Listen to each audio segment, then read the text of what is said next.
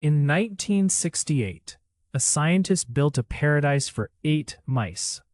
They had unlimited food, unlimited water, perfect weather, and no predators. 5 years later, every single one of them was dead. The strange part is that the colony did not fail because life was too hard.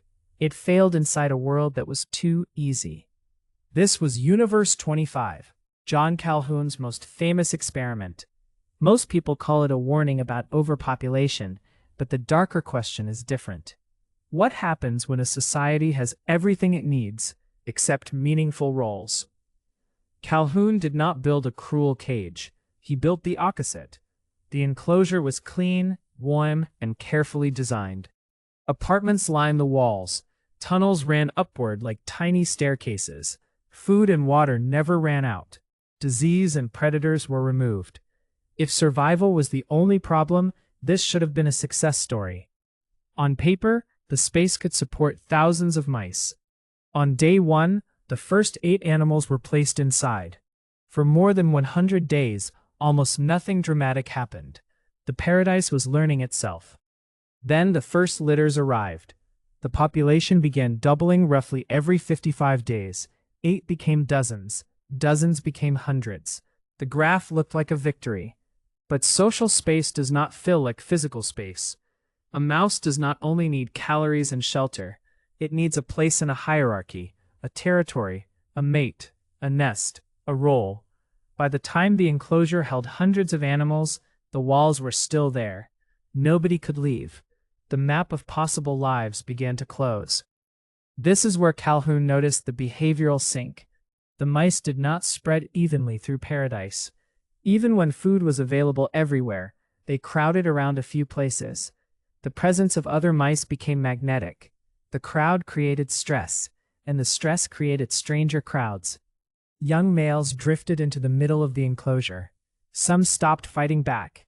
They absorbed attacks, moved a few feet, and lay down again. They were healthy, fed, and alive, but they had nothing to become. Not every mouse became passive. Some became frantic. They rushed through the enclosure, invaded nests, ignored normal courtship, and broke the social rules other mice still followed.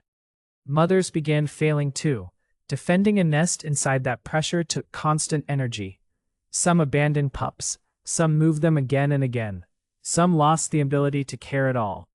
Paradise had removed hunger and predators, but it had not removed social pressure. It had concentrated it. Then came the group people remember most, the beautiful ones. These mice withdrew to the upper apartments. They avoided fights. They avoided mating. They spent their time eating, sleeping, and grooming themselves. Their fur looked clean. Their bodies looked healthy. From the outside, they seemed untouched by the collapse. They had stopped participating in the colony.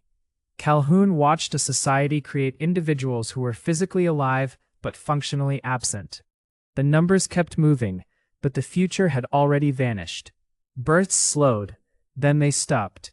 The last conception happened long before the last mouse died. This is why Calhoun framed the collapse as 2 deaths. First came the death of the spirit, the loss of normal social behavior, mating, parenting, and roles. Only later came the death of the body. The colony was biologically alive after it had socially ended. That is the part that makes Universe 25 feel so unsettling. The easy version of this story says comfort makes societies weak, but Calhoun's own work pointed somewhere more specific. A society does not survive on resources alone. It needs room for new roles, new territory, new meaning, and new ways to matter.